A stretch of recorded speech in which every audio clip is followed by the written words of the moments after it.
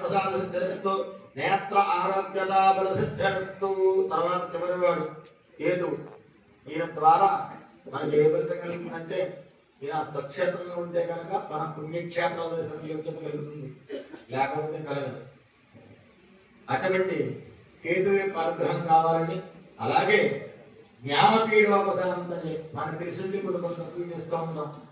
అటువంటి తప్పులు పోగొట్టి ఆయా కేతు యొక్క అనుగ్రహం ద్వారా మనం ఉన్నతోన్న స్థానాలకు ఎక్కాలని ఆయా మంత్రం చూపిస్తున్నాం. మనస్ఫూర్తిగా మనం పెట్టుకోండి, చెప్పండి. కేత్ర హరిశ్చేతు సంప్రాప్తే కేతు హోమంచ కారయేతు కేతు హోమం ప్రవక్ష్యామి మమ జ్ఞాన పీడోప శాంతజే ఓం కేతవే నమః. మనం చేస్తాం అనుకుంటాం.